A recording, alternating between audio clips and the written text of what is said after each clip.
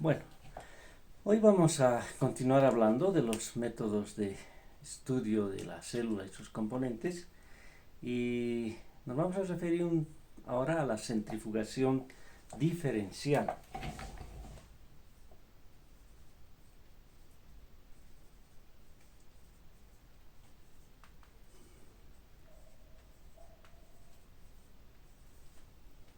¿Sí? Este término se refiere a un método por el cual nosotros, aprovechando la fuerza centrífuga en un equipo, una centrifugadora, sí vamos a poder separar los componentes de la célula, organelos de la célula, de acuerdo a su tamaño. ¿Sí?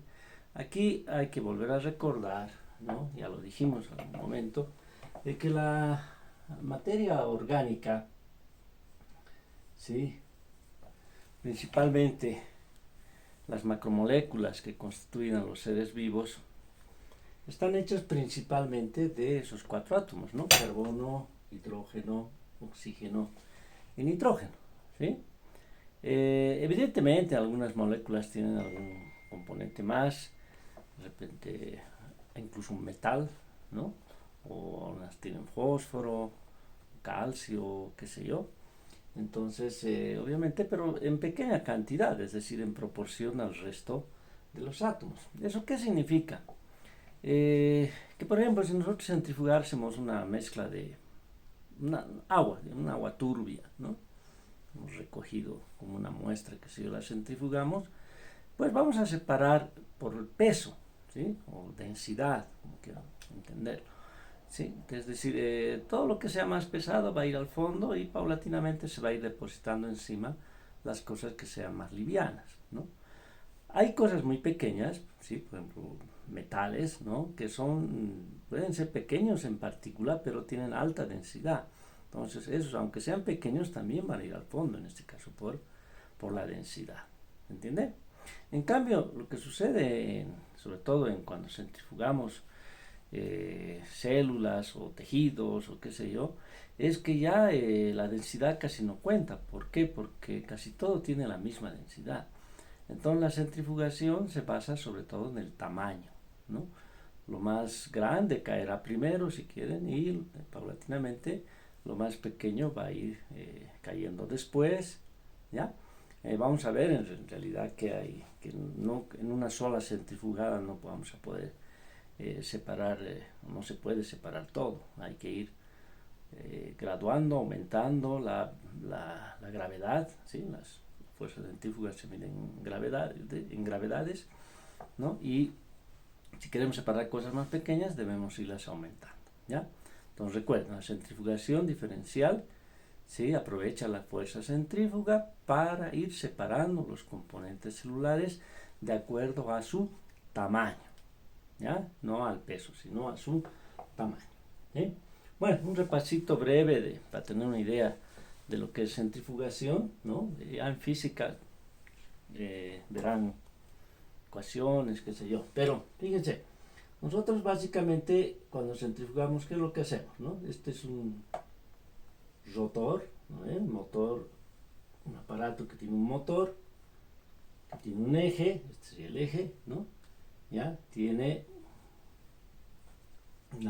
unos tubos o unos eh, soportes de tubos, ¿no? Acá adentro ya el tubo irá acá adentro, así, ¿no? Y obviamente esto al girar, ¿sí? Va a generar una fuerza centrífuga, ¿sí? Que se mide en gravedades, número de gravedades, ¿ya? Referencia a la gravedad, ¿no? La fuerza de la gravedad, que la Tierra es de 9.81, tiene sus pequeñas variaciones de acuerdo a la altura en la que la miramos, ¿ya? Pero en general hablamos de que una gravedad es una fuerza de aceleración de 9,81 metros por segundo al cuadrado, ¿ya? Entonces, para que tengan una idea, ¿no? Los humanos han visto alguna vez esos pilotos de prueba de aviones, de cohetes, qué sé yo, son probados en su capacidad de resistencia a las gravedades, ¿no? Porque cuando las naves despegan, ¿sí? Pues lo hacen con una fuerza muy violenta y el cuerpo debe resistir esas gravedades, ¿no? Pero creo que no pasan de 10 gravedades la capacidad de un ser humano antes que pierda incluso la conciencia, ¿no? Se sabe que algunos astronautas principalmente incluso se han desmayado en el periodo del despegue, ¿ya? Entonces, pero aquí hablamos pues de gravedades bien en serio, ¿no? Es decir, digamos de cientos y miles de veces la gravedad, ¿sí? Bueno, ¿por qué gravedades, no? Ustedes dirán, pero también he visto en algún lugar o he visto algún aparato, de repente alguno de ustedes ha tenido de oportunidad de ver una centrífuga y hay unos marcadores, ¿no? Un marcador, ahora muchos de ellos digitales, ¿sí? Que marcan revoluciones por minuto, es cuántas vueltas da el rotor por minuto, ¿no? Pero eso obviamente es de un equipo particular, ¿no? No está directamente que, por ejemplo, una gravedad sea una revolución por minuto, ¿no? No, o 10, 10, 100, 100, no. Porque hay un factor muy importante, ¿no? No solo es cuántas vueltas da por minuto, sino esta longitud, ¿sí? La longitud del brazo del rotor, ¿ya? Esto también tiene que ver, ¿no? Por ejemplo, si nosotros vamos a arrojar una piedra con una onda, ¿no? Una pita con su soporte para la piedra, la hacemos girar, obviamente sabemos que la piedra se puede ir mucho más lejos de que si lo hiciéramos simplemente con la mano, ¿no? Pero, obviamente, mientras más larga sea la pita que sostiene el soporte de la piedra, obviamente vamos a alcanzar mucha mayor fuerza, ¿no? Entonces, eso es para que tengan una idea de que las gravedades no solo dependen de las revoluciones por minuto, sino también de la longitud del eje, ¿sí? La longitud, esa. ¿Estamos? Bueno, entonces lo usual es que cuando ustedes usen una centrifugadora, ¿no? A menos que ya sea un método estandarizado, normatizado, qué sé yo, que les diga centrifugar a 2000 revoluciones por minuto en ese equipo, ¿no? Entonces ya ustedes no tienen mayor problema.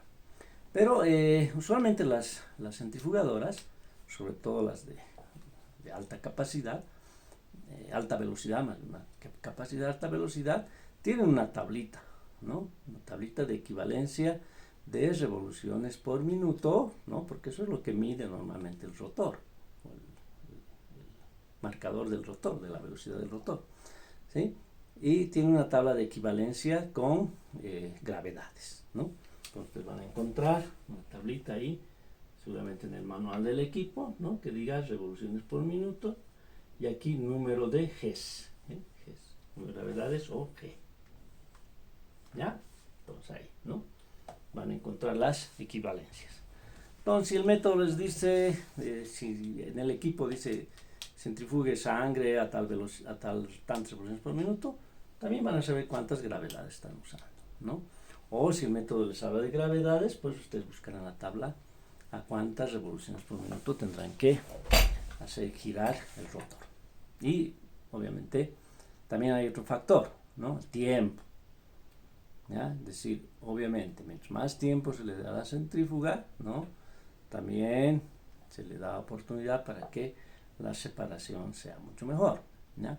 Obviamente eso también tiene sus márgenes, ¿no? Si centrifugo aunque use una buena velocidad, si centrifugo muy corto en tiempo, no alcanza a que las moléculas puedan separarse por su tamaño, ¿ya? O al contrario, ¿no? Si tengo una buena velocidad y lo dejo ahí, ¿qué me importa? Se va a estar separando, ¿no? Ya, vuelvo, de repente he dejado que todo se junte ya también en el sedimento, ¿no? Entonces hay que ir testeando, ¿no? Cuánto tengo que centrifugar, qué tiempo tengo que centrifugar, a qué velocidad para ir separando los componentes, en este caso de la célula, ¿ya? Bueno, obviamente si yo quiero obtener componentes de una célula, ¿no? Por ejemplo, mitocondrias, o quiero obtener microsomas o quiero obtener ribosomas, que es una de las cosas más pequeñitas que se puede separar, ¿no? Es bastante complejo, ¿ya? Tengo que partir, obviamente, de células, ¿no? Del ser vivo, y estas células obtenerlas de algún órgano, principalmente, que sea muy homogéneo, ¿no? Por ejemplo, y suave, ¿no? Porque, digamos, yo quiero obtener, no sé, células o quiero obtener ribosomas del tejido epitelial. Ustedes dirán, pues que es fácil, se saca un pedazo de piel, ¿no? De repente no hay que ni siquiera sacrificar al ser vivo, normalmente, por ejemplo, un ratón, ¿no? Entonces, puedo de repente sacarle un pedazo de piel sin tener que sacrificar al animal. Pero tengo ahí un problema, ¿no? Tengo células viejas, tengo células o de repente muy maduras, tejido conectivo, colágeno, es decir, muchas cosas en esa muestra, ¿no? Entonces me voy a complicar en querer obtener de allí. Entonces lo que usualmente se hace es buscar un tejido homogéneo, ¿ya? Para partir, ¿no? Obviamente, digamos que yo tengo un animal de laboratorio, ¿no? De él, ¿se ve? Perdón, mi marcador azul, creo que está mal. Tengo mi animalito de laboratorio, ¿ya? Y de él voy a obtener es un ratón por si acaso, ¿no? De él voy a querer obtener ribosomas, ¿ya? Entonces busco en él un órgano homogéneo, ¿ya? Un órgano con tejido, ponemos en claro, homogéneo. Es decir, que esté básicamente hecho de un solo tipo de célula, ¿sí? Bien homogéneo. Entonces, por ejemplo, un buen órgano de estos es hígado, ¿no? Hígado, ¿ya? Además es relativamente fácil de obtener, ¿no? Sacrificar al animal, ¿sí? Bueno, con un método adecuado, ¿no? En anatomía hacen prácticas en anatomía comparativa, ¿no? O alguna otra práctica de fisiología, y les van a enseñar a sacrificar animales, ¿no? Se puede hacerlo pasar con cloroformo, con éter, hasta que no solo se duerma, sino que pase a mejor vida el animal, ¿no? O descerebrarlo, ¿no? Es un método un poco más cruento, pero rápido, ¿no? Esa es la ventaja, ¿ya? Bueno, o vaso, ¿no? Vaso, por favor, con B labial y Z, ¿no? Vaso. También un órgano muy homogéneo, ¿sí? También uno podría decir de repente cerebro, ¿no? Pero ya abrir la cavidad craneana es más complicado, ¿no? Entonces estos dos órganos son generalmente los ideales para trabajar, ¿ya? Entonces tengo un pedazo de hígado, ¿no? Pedazo de hígado, el hígado del ratoncito, y obviamente no lo voy a meter directo a la centrifugadora. Primero tengo que homogenizar, ¿sí? Homogenizar, es decir, es un término muy elegante, ¿no? Homogenizar, ¿qué quiere decir? Destrozar, romper las células, ¿ya? Primero el tejido y obviamente las células, ¿sí? Entonces con una tijera, ¿no? Inicialmente se cortan pequeños pedazos del tejido, ¿ya? Pedacitos, ¿no? Ahí. Picado y lo usual es ya empezar a trabajar en frío, ¿no? Eso es importante, ¿ya? Todo frío. Si pueden hacerlo en una especie de placa Petri, ¿no? Placa de vidrio, ¿ya? Ya que esté apoyada en hielo por lo menos, y ustedes rápidamente con una pinza, una tijera, destrozan el tejido, ¿ya? Y pasan a la segunda etapa, que es triturar el tejido, ¿no? Entonces hay diferentes formas, ¿ya? Por ejemplo, desde la más casera, ¿no? Usar un mortero y pilón. Mano también se llama, pilón o mano. el mortero, ¿no? Una concavidad, ¿sí? Normalmente son de porcelana, ¿ya? O de vidrio, ¿sí? Y tiene su mano, su piloncito, ¿no? Con el que se puede triturar. También se puede añadir algún elemento duro, fino, que nos ayude a triturar, ¿no? Lo más usual es usar arena, ¿ya? Arena, obviamente, muy fina y muy bien lavada, ¿no? Es decir, no es cualquier arena, ¿no? Hay que conseguir arena, cernir hasta obtener el grano más fino que se pueda, ya lavarla muchas veces, enjuagarla con agua destilada, etcétera, etcétera, ¿no? Usualmente se debe añadir un poco de suero fisiológico, ¿no? Para triturar, ¿sí? Ese es un homogenizador, ¿ya? Ahora bien, también se puede hacer uso, ¿no? De una batidora, ¿ya? Una batidora como la que hacemos jugo de plátano, ¿no? ¿Sí? Muy parecida. Obviamente no tiene esas aspas que cortan, ¿no? Sino son más bien romas, ¿sí? Y lo que se hace es añadir perlas de vidrio, ¿sí? Con perlas,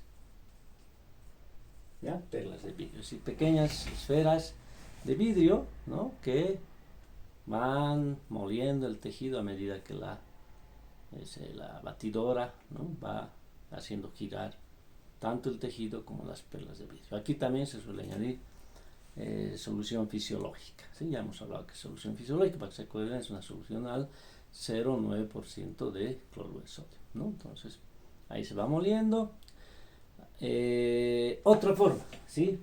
Es usar un homogenizador, ¿ya? Un homogenizador es un tubo de vidrio, ¿sí? Donde las paredes del tubo están esmeriladas, o sea, ásperas, ¿ya?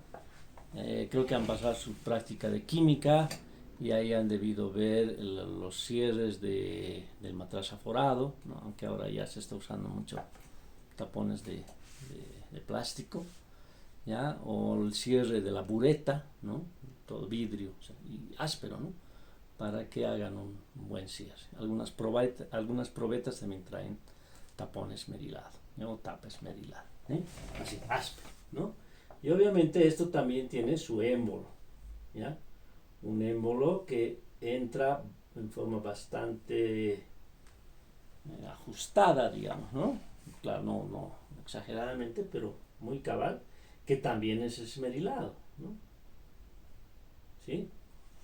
Y allí, ¿no? Se coloca el tejido, ¿no? El tejido va acá, ¿ya? Ahí, ¿sí? Y obviamente hay que un movimiento subida y bajada, hay que ir triturando. Ya aquí ya obviamente ya no se coloca arena, ¿no? Por eso las paredes son ásperas. Este es el método, digamos, más limpio, ¿no?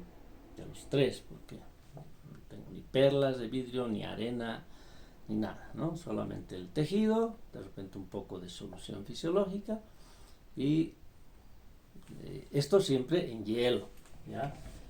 Incluso el mortero, si yo lo voy a usar, lo pongo en un baño de hielo, ¿no? Una capa de hielo. La batidora también es especial. Las batidoras estas suelen tener doble pared, ¿no? ¿Sí? Donde en la pared, entre la pared externa y la pared interna se puede colocar hielo. Entonces todo eso está frío, ¿no? Y el homogenizador obviamente hay que también introducirlo en un vaso que contenga hielo, ¿no? Y eso obviamente para preservar mucho mejor el material, ¿ya? Ahora también hay un método más elaborado, ¿sí? Que es el ultrasonido, ¿ya? O también se llama sonicador, ¿sí? Sonicador. Pero el sonicador es el aparato, ¿no? Pero lo que rompe aquí el tejido, las células, es el ultrasonido, ¿ya? Este es más usado sobre todo para bacterias, ¿sí? ¿Por qué? Porque las bacterias son durísimas. Y como son tan pequeñas, ¿no? Pues la fuerza que uno hace con el mortero y el pilón, y son tan pequeñas que no las puede pescar, ¿no? La batidora igual, ¿sí? Las perlas, no sé de qué tamaño tendrían que ser para poder triturar las bacterias, que son duras, duras, duras. Primero que son esferas, ¿no? La mayoría, o muchas son esféricas, ¿ya? O cilíndricas, ¿no? Pero obviamente esa forma les da mucha resistencia, ¿ya? Y su tamaño, pues, no es un problema, ¿ya? 3 micras, 5 micras, es muy pequeñito. Y el homogeneizador igual falla, ¿no? No las muele. En este caso el ultrasonido se usa bastante, ¿ya? Ahora, con el ultrasonido también hay un problema, ¿no? Es decir, ni mucho ni poco, ¿no? Es decir, hay que ir graduando qué tiempo y qué frecuencia, ¿no? Porque es ultrasonido, es una onda de sonido que ya nuestro oído ni siquiera la puede percibir, ¿no? Pero que tiene mucha energía, ¿ya? Entonces, con esa vibración que produce se rompen las células, ¿sí? Pero también hay un problema, ¿no? No todas se rompen al mismo tiempo, se van rompiendo, ¿ya? Y obviamente las que ya se han roto, de repente empiezo a destruir otras cosas ahí adentro, ¿no? Incluso se puede, por ejemplo, si son bacterias, dañar el DNA, porque el DNA no tiene ninguna cubierta, ¿no? Entonces puede fragmentar fácilmente el DNA. Entonces es bastante delicado y de mucha experiencia el manejo de un equipo de ultrasonido, ¿ya? Bueno, de todas maneras lo que hemos visto es que yo este tejido, que lo primero lo fragmento, ¿no? Lo voy a triturar con alguno de estos métodos hasta obtener un licuado, ¿no? ¿Sí? Un homogenizado, ese es el nombre correcto, ¿ya? Entonces voy a tener un homogenizado, ¿sí? Creo que no me va a alcanzar espacio, voy a borrar la pizarra un rato. Entonces decíamos, obtengo un homogenizado, ¿no? Entonces vamos a partir de un tubo, ¿no? ¿Ya? Donde tengo el homogenizado. ¿Qué hay en ese tubo? En ese tubo obviamente hay todo lo que es roto ahí adentro, ¿no? Hay células rotas, etcétera, etcétera, ¿ya? Pero también hay células que no se han roto, ¿ya? Entonces es muy importante el ir controlando el proceso también de homogenización, ¿no? Voy, digamos, muelo un momento, método que sea, la licuadora, el homogenizador, el mortero, ¿sí?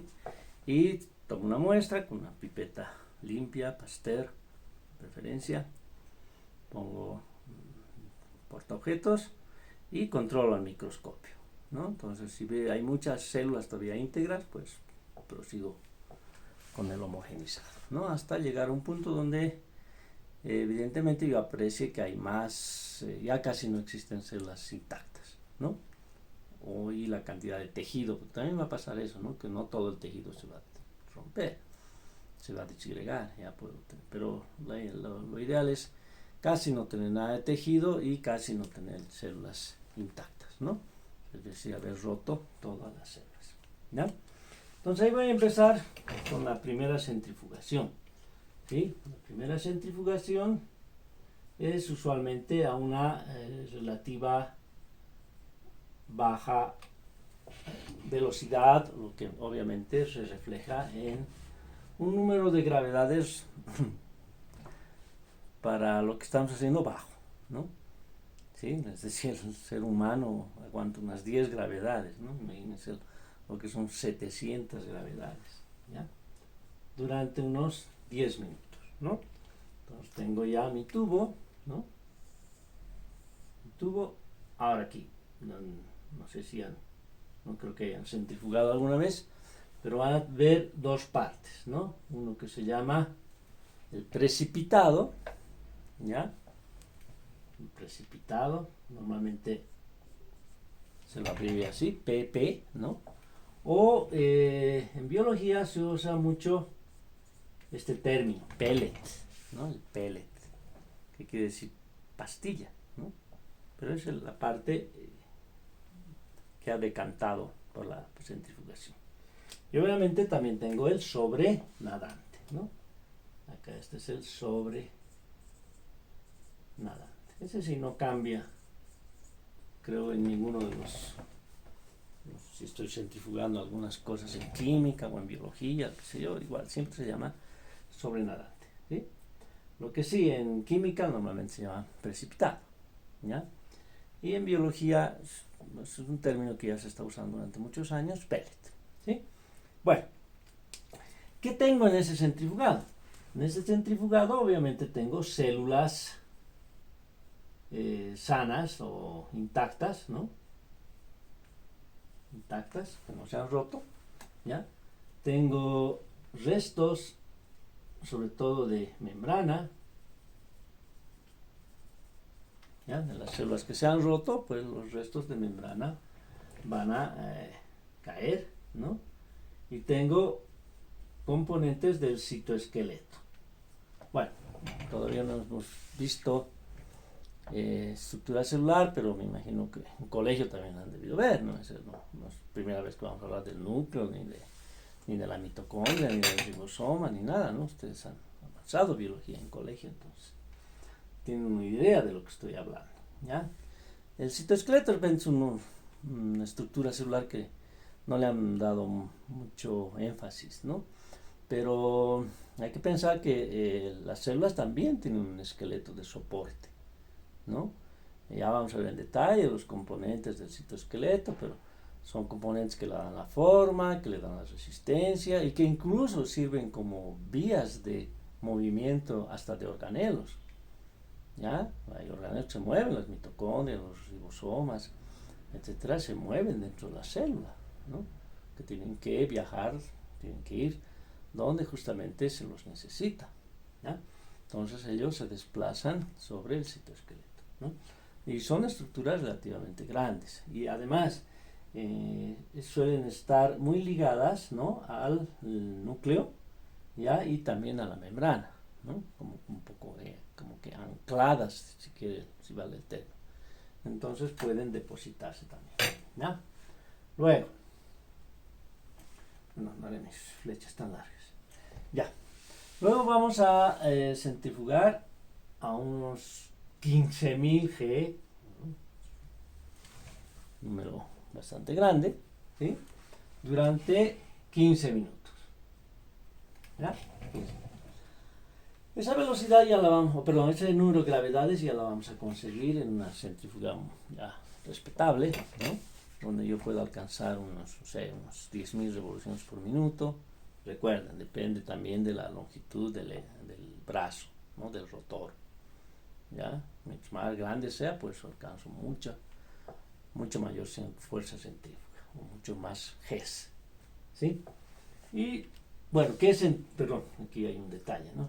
¿Qué voy a centrifugar? Obviamente voy a centrifugar el sobrenadante, ¿no? Porque lo que ya tenía que caer, cayó, ¿ya? Acá está lo que todavía falta por caer. Entonces, este sobrenadante, ¿no? Se suele decantar, ¿ya?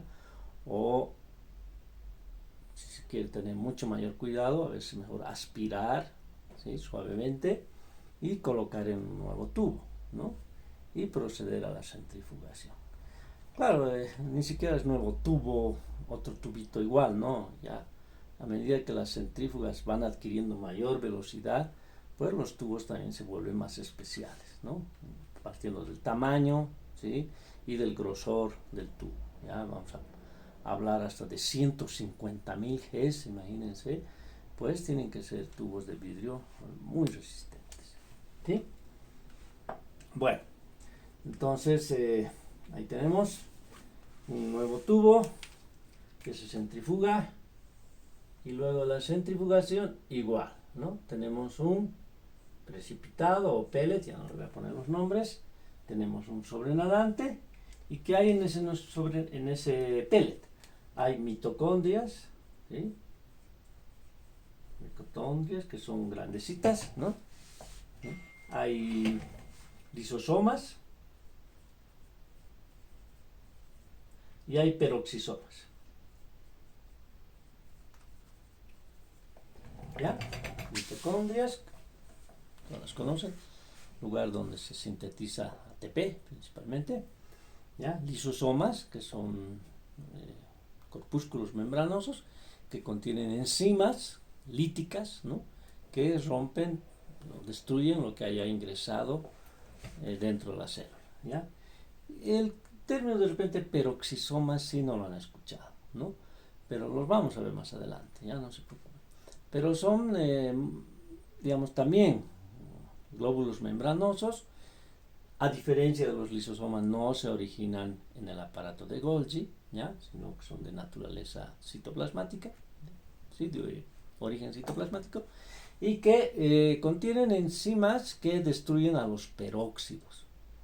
¿Sí? Los peróxidos son moléculas que contienen un oxígeno de más. ¿Sí? Entonces, per quiere decir sobre, ¿no? O más que. ¿Sí? Entonces, si el oxígeno oxida, el peróxido oxida mucho más. ¿Ya?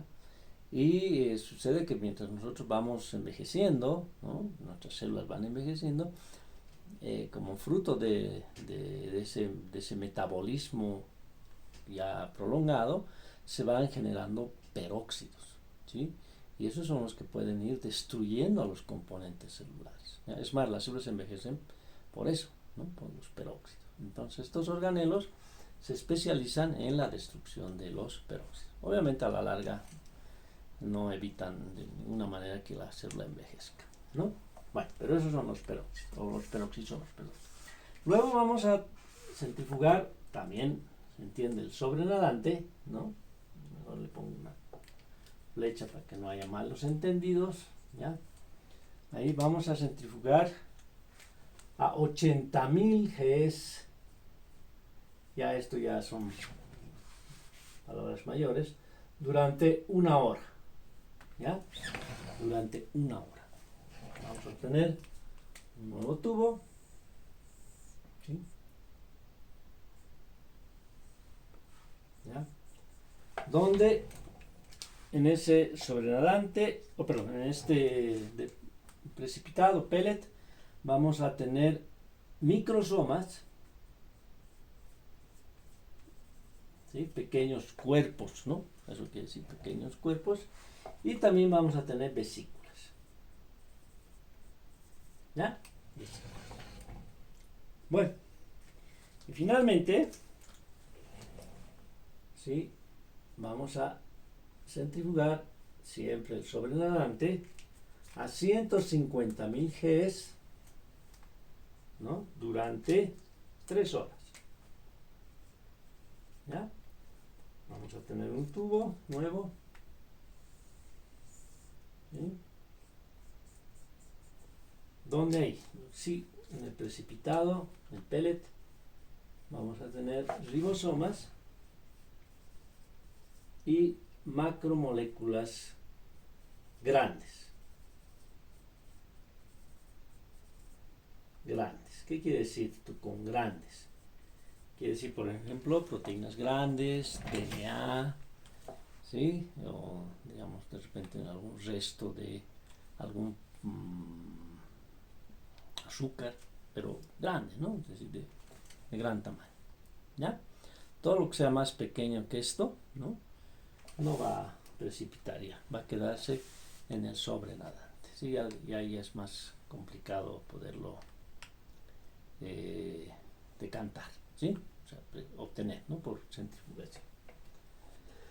Bueno, ahora, ¿cuál es la realidad, digamos, en la que nosotros, de repente, o ustedes, ¿no?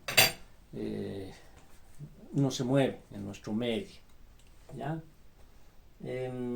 Una centrífuga de 700 G es una centrífuga normal de laboratorio, ¿no? Sin grandes acondicionamientos.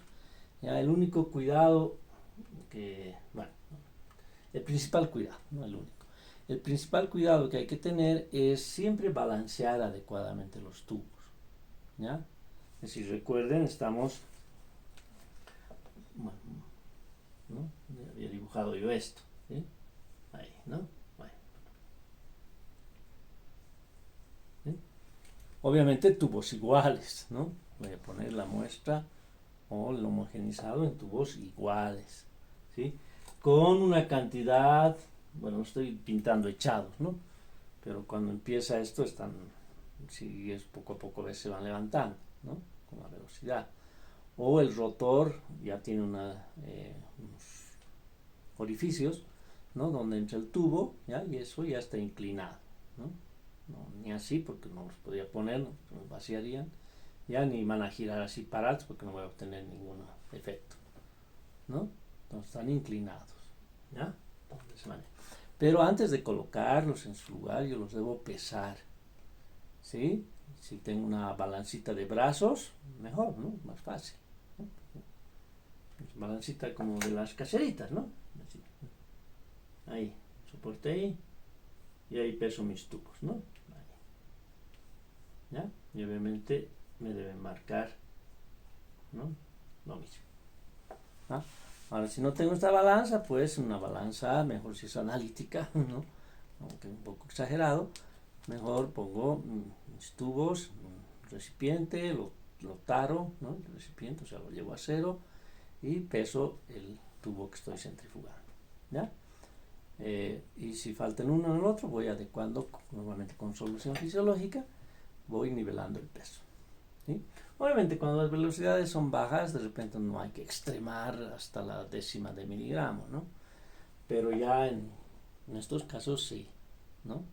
Un desbalance en el rotor puede ocasionar serios problemas en una centrifugadora que está girando a 80.000 a 150.000 gravedades, ¿ya? Entonces, el balanceado es muy importante.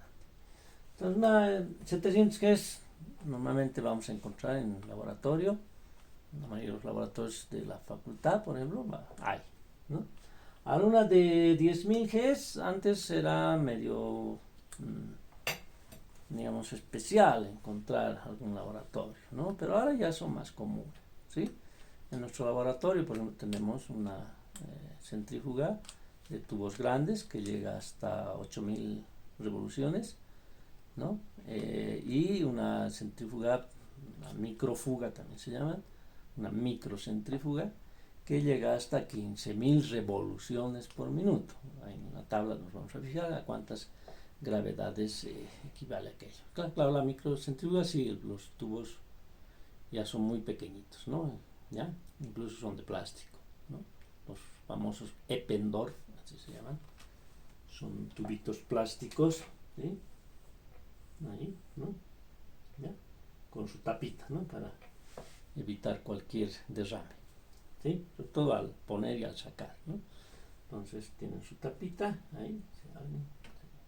Y algunos incluso tienen graduación, entonces nos ayuda mucho en equilibrar los tubos antes de ponerlos en la centrífuga, ¿ya? Entonces, como que hasta aquí podemos llegar fácilmente, ¿ya? Ya de algunos laboratorios más elaborados, laboratorios de biología molecular, qué sé yo, van a encontrar ya centrífugas de, por ejemplo, de 80.000 Gs, ¿no? Y aquí ya las cosas están girando mucho más rápidas, ya incluso son centrífugas refrigeradas, ¿no? ¿Qué quiere decir esto? Que todo ese sistema del rotor, ¿no? El eje, los tubos es una especie de cámara y toda esa cámara está refrigerada, ¿sí? En este caso la refrigeración, sé que hemos tenido mucho cuidado de siempre ir trabajando en frío, no es tanto para conservar el frío, sino más bien para que no se caliente, ¿no? ¿Por qué? Porque el, el rotor no está en vacío, ¿no? Es en vacío porque no haya ni aire. No, hay aire, ¿no?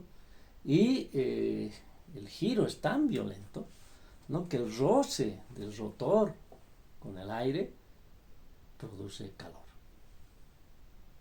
¿sí? Entonces, para evitar que todo se vaya calentando, ¿no? Estas centrífugas son refrigeradas. Obviamente su costo ya es bastante elevado, ¿no?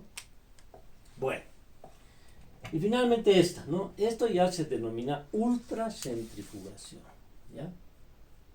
Ultracentrifugación. ¿Sí? Es decir, ya son centrífugas muy elaboradas, ¿no? Obviamente también refrigeradas, con cubiertas especiales, por si hay algún tipo de accidente, no salga el rotor volando por el aire, etcétera, ¿ya? Usualmente estas centrífugas también no son manejadas por cualquier persona, sino el que necesita un proceso de centrifugación va con su muestra y hay un personal especialista en el manejo de estos instrumentos, ¿sí? Aparatos, ¿no? Entonces se puede llegar a aquello. ¿Ya? Yo la verdad no, una vez he visto de afuerita una ultracentrífuga, pero nunca he manejado ni he separado nada en estos componentes. ¿Ya? Bueno, para completar este tema de centrifugación, hay una forma también de centrifugar que se llama centrifugación por gradiente de densidad.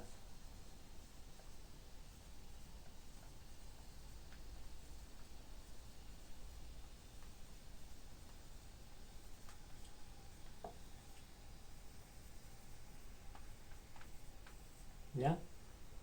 Centrifugación por gradiente de densidad. ¿Sí? Ahora, ¿qué quiere decir esto? Fíjense, la idea es ya separar las cosas de una forma todavía mucho más fina que se lo hace por la centrifugación, en la que solo se maneja la velocidad o el número de gravedades, ¿no?, que corresponda, y el tiempo, ¿sí? Aquí entra un factor más, ¿no? Ya es para, digamos, por ejemplo, separar DNA liviano y DNA pesado, ¿no? Ahorita les explico qué significa esto, ¿sí? Entonces es igual, es un tubo de ensayo, ¿no?, donde se hace un gradiente de densidad, es decir, la densidad va aumentando a medida que se alcanza la base del tubo, ¿ya? Creo que mejor, para que se entienda, vamos a pintarlo así, ¿ya? ¿Qué quiere decir esto? Por ejemplo, se puede hacer gradiente de densidad, básicamente lo que más se usa son dos sustancias, ¿sí? La sacarosa, el azúcar, ¿no? ¿Sí? Obviamente ya no, de repente no se podría, pero normalmente se usa una sacarosa, un azúcar, ¿no?, el azúcar de mesa, pero ya de grado analítico, ¿no? Seguramente en química les han hecho PA para análisis, ¿no? PA, sacarosa PA, que obviamente cuesta muchísimas veces más, ¿no?, que la sacarosa del azucarero, ¿ya? Por si acaso, ¿no?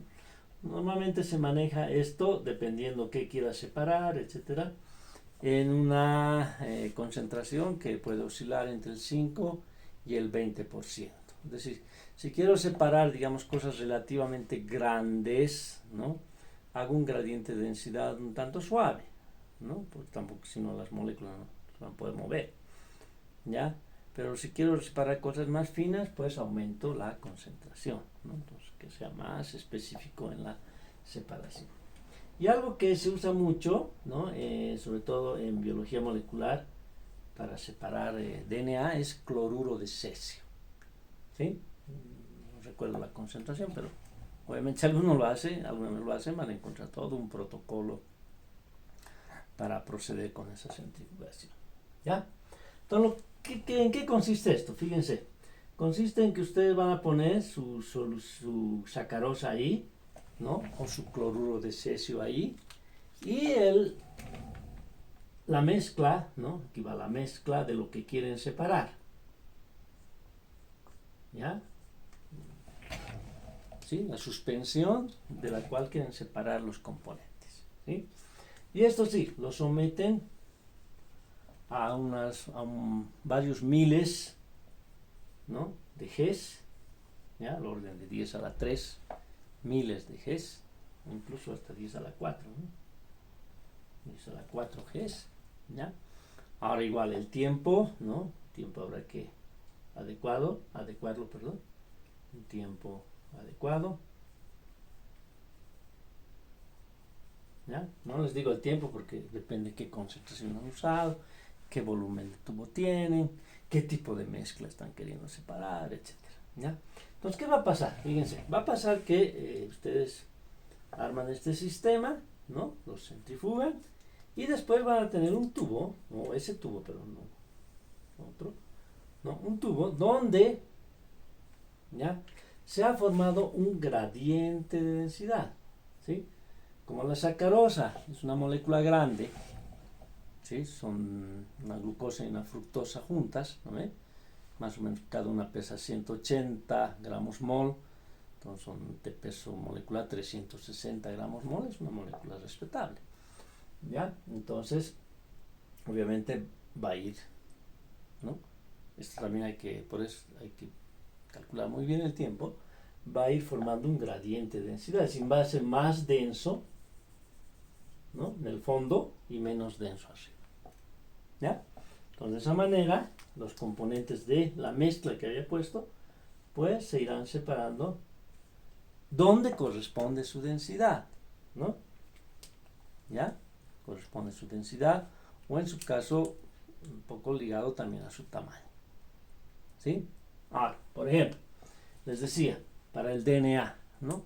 En algún momento vamos a hablar de un experimento muy bonito, el de Mendelssohn, así se llama, el experimento Mendelssohn, donde con este experimento demostraron que el DNA, como lo habían planteado Watson y Crick, para poder replicarse, es decir, copiarse, para distribuirse en cada célula hija, ¿no? La doble hebra, ¿no?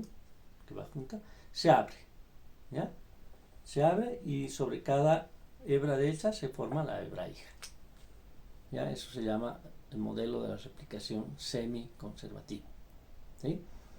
Eso fue planteado por Watson y Crick como un modelo, pero ellos no habían demostrado absolutamente nada.